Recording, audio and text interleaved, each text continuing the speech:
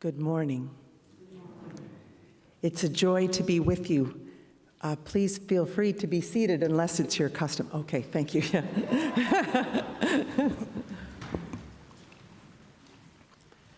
My name is Maggie Fogarty. I bring greetings from Dover Friends Meeting, the Quaker meeting, and also from the American Friends Service Committee where I work. And I want to say that growing up and into my 20s, I thought I might have had a call to a preaching ministry, but I was raised in the Catholic Church where there really wasn't a lot of opportunity for women to be at the pulpit. So that call didn't find much expression. Then about 20 years ago, my family and I joined our Quaker meeting. And Quakers welcome people of all genders to ministry, but they don't have any pulpits. So this is a nice alignment of an opportunity with a pulpit. So I'm extra glad to be here. I'm also very glad to be here on Palm Sunday and to offer some reflections about how our Easter journey has inspiration and encouragement for the life-giving and essential work of immigrant justice in our communities. I am a great-granddaughter of those who migrated to the United States from Ireland during a period of extreme poverty and desperation, as well as hope. A Mexican friend said once of her migration, she said, "We are the seeds of our ancestors planted in hope." So maybe take just a moment and think about what your ancestors wanted for you and those who migrated so that you and others in your family could find life. And let's hold them as we think about this reality of migration today, because our stories are part of much longer, wider stories.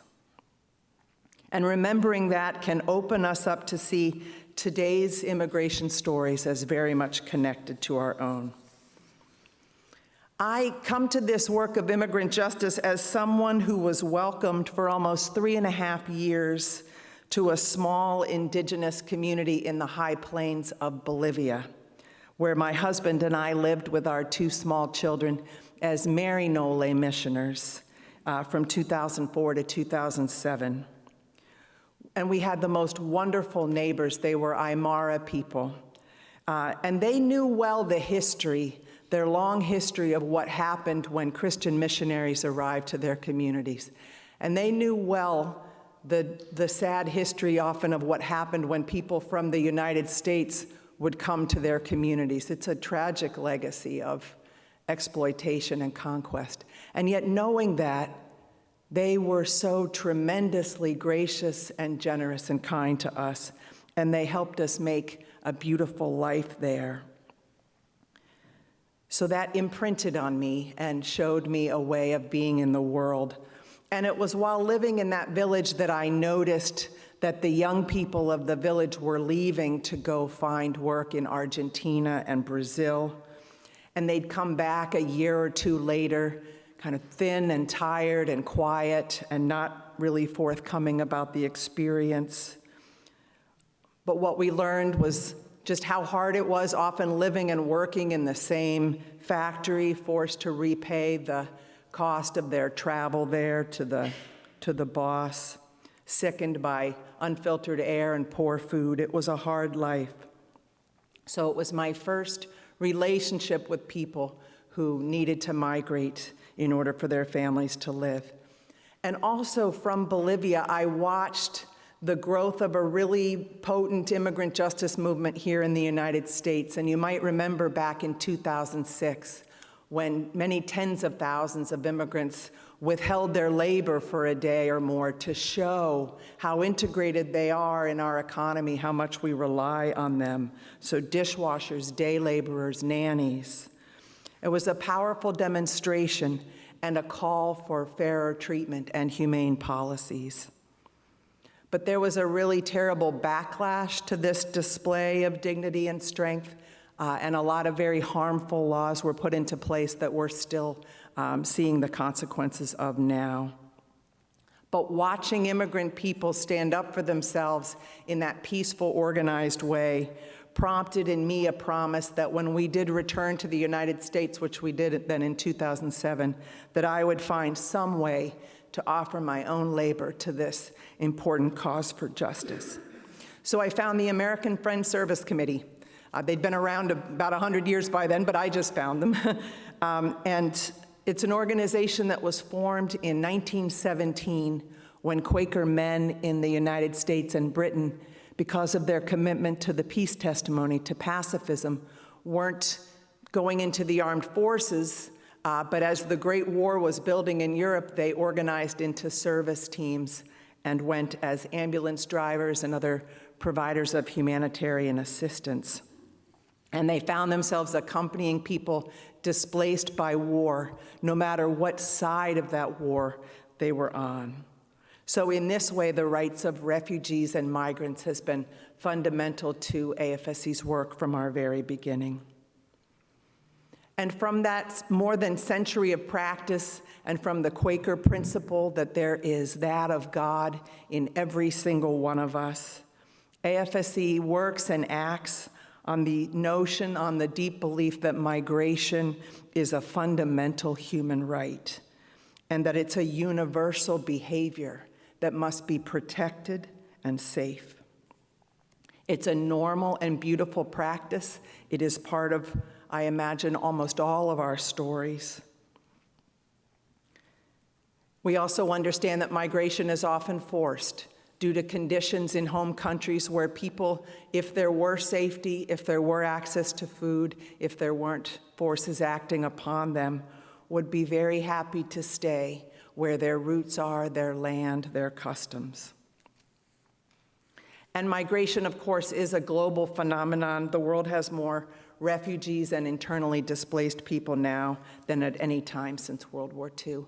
And tragically, the US government, as well as countries around the world, are responding with increasingly restrictive and punitive policies and protocols.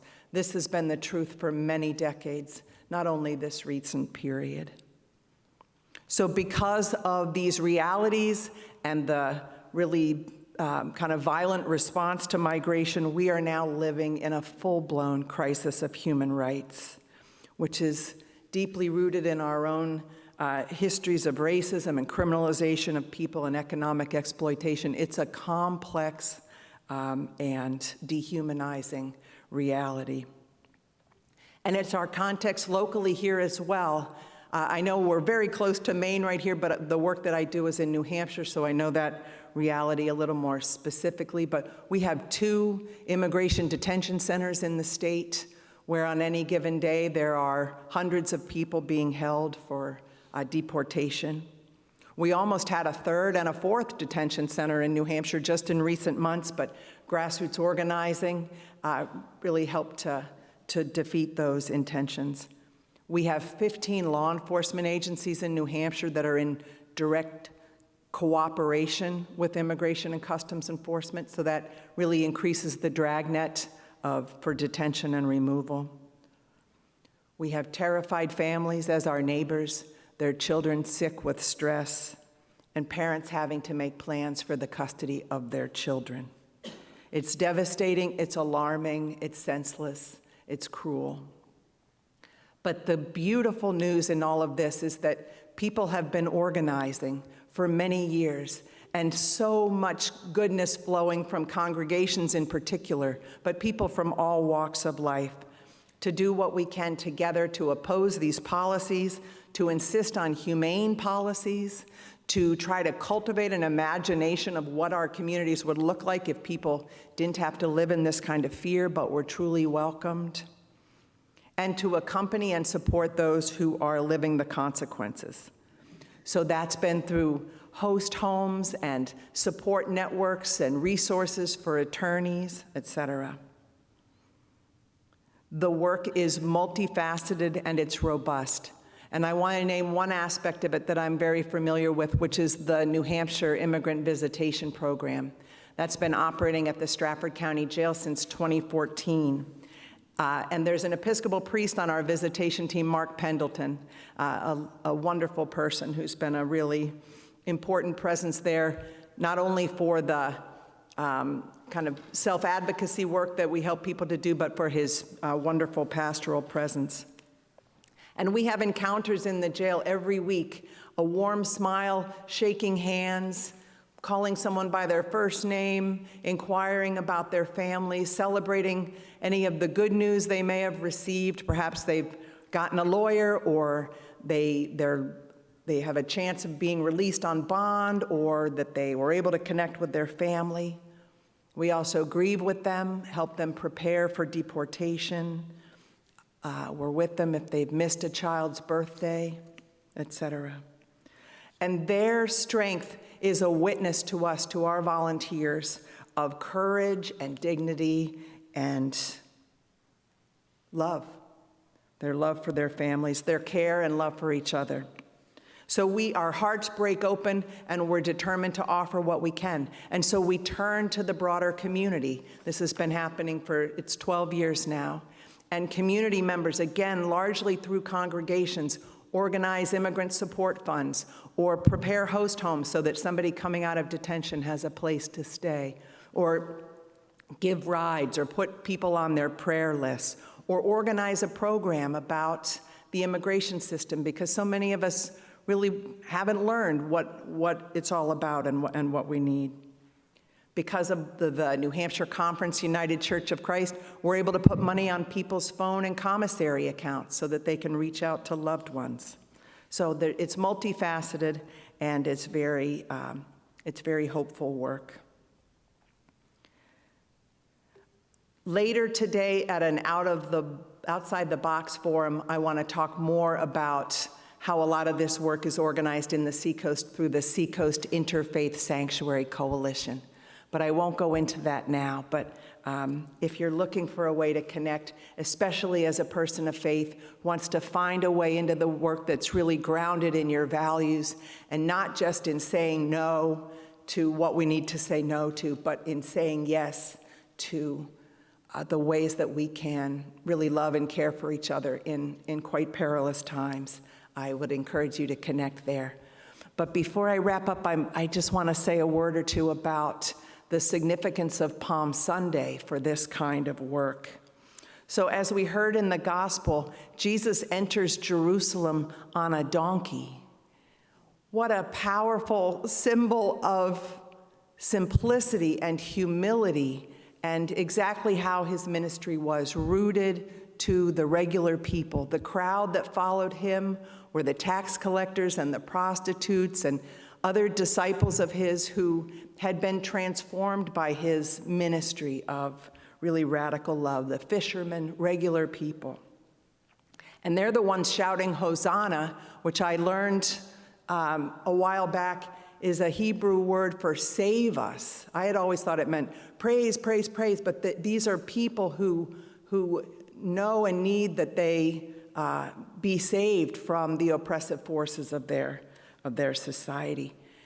And what's happening at the moment that Jesus is entering Jerusalem from the east, Pontius Pilate is entering with full military parade from the west. This is an entrance that would happen on I think an annual basis. I should have maybe looked more into that before I said that right now. But it was a regular display of the power of the empire that happened in Jerusalem at that time. So then we realize that Jesus' entry is a deliberate counterpoint to that. He's bearing witness to a different kind of power. And I hold the question of what did Jesus know as we move through Holy Week? What did he know that was going to happen to him? But I think we can be certain that he knew that the witness he was making, entering in that way, would threaten his life, that he was being a dangerous man by challenging the form of power in that society. And I think the day after No Kings 3, many of us are aware of what it means to gather 8 million people gathered without weapons, with signs, with an insistence that we don't want an authoritarian society, that we want a society that loves and welcomes immigrants, transgender people, that protects our voting rights, etc. So we're familiar with what it means to show up in ways that are counterpoints to authoritarian power. Walter Wink, the Methodist minister and a biblical scholar and a theologian of nonviolence, interprets Palm Sunday as the beginning of Jesus' active, nonviolent confrontation against the domination system. So he's showing a third way that's between passivity and violence, and that's the life-giving way. He frames Jesus' entry into Jerusalem as a deliberate act of challenging imperial power through peaceful defiance rather than armed revolt. And as your own wonderful Bishop Robert Hirschfeld says, now is no longer the time for statements, but for us with our bodies to stand between the powers of this world and the most vulnerable. And so we know how Holy Week progresses. We get the celebration on Thursday of being in community together, washing feet, acts of service, sharing food, showing what it could look like. And then, of course, Friday, when Jesus is executed for daring to speak to a different kind of power. So this is not a ministry, this is not a pathway to walk alone. This is a pathway that requires courage, the courage of our convictions, nourished by our faith. But we're headed to Easter, the ultimate victory, the ultimate liberation from death and darkness. There's a wonderful sustainability activist, Rob Hopkins, who says his work is about cultivating the imagination of what's possible. And he says, I've seen the future and we win. We are Easter people. We hold this radical hope that life will win over death, that love will win over violence. And so the work of immigrant justice is part of that journey. And what is that love for our immigrant neighbors going to ask of us? What will it demand? What are we willing to risk for the truth that we tell? Walter Wink also says, faith requires at times marching into the waters before they part. Quakers say, live into the light that thou hast now, and more will be granted.